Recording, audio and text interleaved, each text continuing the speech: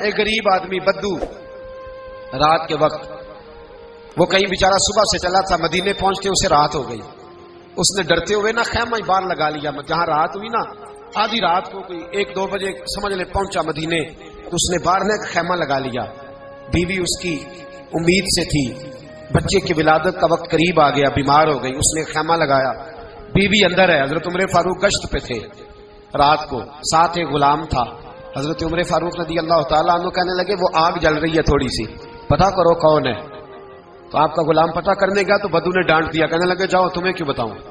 حضرت عمر خود گئے، کہنے لگے مسافر بھائی بتا تو صحیح. کہنے لگا جی چھوڑے، میں آپ کو کیوں بتاؤں، میں کون ہوں، کیسے آیا ہوں. فرمایا خیمے کے اندر سے کراہنے کی آواز آتی، کوئی درد سے چیخ رہا ہے، بتا ہمیں بات کیا ہے.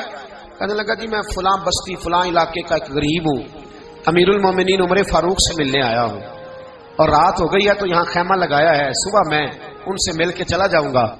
تو رات کو تکلیف دینا پسند نہیں کیا، تو میری بیوی امید سے تھی، اب بچے کی ولادت کا وقت قریب ہے، پاس کوئی نہیں. حضرت عمر کہنے لگے تو ٹھہر میں ابھی آیا.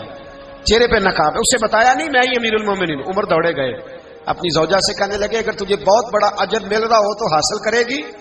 کہا کروں گی. تو کہنے لگے چل پھر میرے ساتھ، بہت بڑا اجر ہے. ایک دوست کے ہاں ولادت کا وقت ہے، ضرورت کی چیزیں ساتھ لے لو. اس عورت نے تھوڑے دانے لے لیے، گھی لے لیا. حضرت عمر سے کہنے لگی لکڑیاں اکٹھی کر لیں. امیر المومنین کونسلر کی بات نہیں بتا رہا آپ کو، میں آپ کو ایم پی اے کی بات نہیں بتا رہا، ایم این اے کی بات نہیں بتا رہا، جو 10 گاؤں کو ملا کے چیئرمین بنا اس کی بات نہیں بتا رہا. اس کی بات بتا رہا ہوں جو 22 لاکھ مربع میل کا حکمران ہے. اس کی بات بتا رہا ہوں جو گلی سے گزرے تو شیطان رستہ ہی بدل جاتا ہے. اس کی بات بتا رہا ہوں جس کے بارے میں میرے مصطفیٰ کریم صلی اللہ تعالیٰ علیہ وآلہ وسلم نے فرمایا میرا عمر تو وہ ہے کہ 950 سال حضرت جبریل بھی اس کی شان بیان کریں تو عظمت ختم نہیں ہوتی. اتنا بڑا شخص. حضرت عمر نے لکڑیاں اکٹھی کی، اینٹوں کا روڑے لے کے چولہا بنایا، پہنچ گئے. آپ کی زوجہ کہنے لگی یہ تھوڑے دانے ڈالنے، گھی ڈالنے اور ایک لکڑی لے کے اس کو ہلائیں، تیار کریں. خود زوجہ اندر چلی گئی. حضرت عمر باہر پکانے لگے. وہ بدو کہتا ہے میں اس طرح کا ان کے ساتھ بہیو کرنے لگا جیسے کو کسی چوکی دار کے ساتھ نہیں کرتا. میں نے سمجھا جی عمر نے چوکی دار رکھے آنے جانے والے مہمانوں کا. میں کبھی پانی کا پیالہ مانگتا، کبھی کوئی بات، عمر دوڑے جاتے، کبھی پانی لاتے. او مسلمانوں، او میرے رسول کے غلام عزیزو. حضرت عمر فاروق وہ غلام کہتا ہے میں عمر سے کہتا، میں کہتا غلام پانی لا تو عمر دوڑ کے پانی لاتے. میں کہتا تجھے گھی پکانا بھی آتا ہے، پہلے بھی کبھی پکایا ہے؟ تو عمر فرماتے کوشش تو کر رہا ہوں. میں کہتا پہلے بھی کبھی تیری بیوی نے یہ کام کیا ہے؟ تو حضرت عمر کہنے لگے مجھے یاد نہیں، پوچھ کے بتاؤں گا. کہتے ہیں کیا رنگ تھا، کیا انداز تھا، کیا مصطفیٰ کی تربیت تھی، کیا انداز حضور نے سکھائے غلاموں کو. یہ کس طرح کا امیر ہے کہ یہ ہنڈیاں پکا رہا ہے، پھونکے مار رہا ہے ایک غریب کے لیے، دیہاتی کے لیے جسے جانتے بھی نہیں. اندر اس شخص کی بیوی کے ہاں بیٹا پیدا ہوا تو حضرت عمر کی بیوی اندر سے بول کے کہنے لگی امیر المومنین مبارک ہو، آپ کے دوست کے ہاں بیٹا پیدا ہوا ہے. جب کہا نا امیر المومنین مبارک ہو تو وہ شخص کہتا ہے میرے ہاتھ کانپنے لگے اور میں اس طرح دوڑا کہ میری پگڑی گر گئی.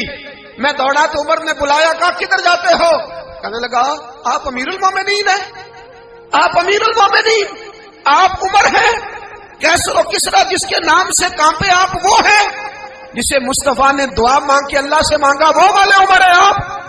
جس کے لیے علی المرتضیٰ فرماتے ہیں میں روز دعا کرتا ہوں، وہ والے عمر ہیں. جس کے بارے میں ابو بکر صدیق نے فرمایا تھا کہ میں اللہ سے کہوں گا مولا جو تیرے محبوب کی امت کے حق میں سب سے بہتر تھا میں اسے خلیفہ بنا کے، وہ والے عمر ہیں. عمر امیر المومنین کی بیوی وہ تو خاتون اول ہوتی ہے، وہ تو ملکہ ہوتی ہے، اور تیری بیوی دائی بن کر ایک غریب کے بچے کے پاس بیٹھی رہی ولادت کے وقت. عمر امیر المومنین ہو کے تیری داڑھی ساری دھومے سے بھر گئی تو ڈیوٹی کرتا رہا. تو سیدنا عمر رو پڑے اور اس بدو کو سینے سے لگا کے کہنے لگے تجھے پتہ نہیں تو کہاں آیا ہے، اس شہر کا پتہ ہے؟ اس نے کہا حضور کہاں ہے؟ فرمایا یہ میرے نبی کا مدینہ ہے، یہ مصطفیٰ کا مدینہ ہے.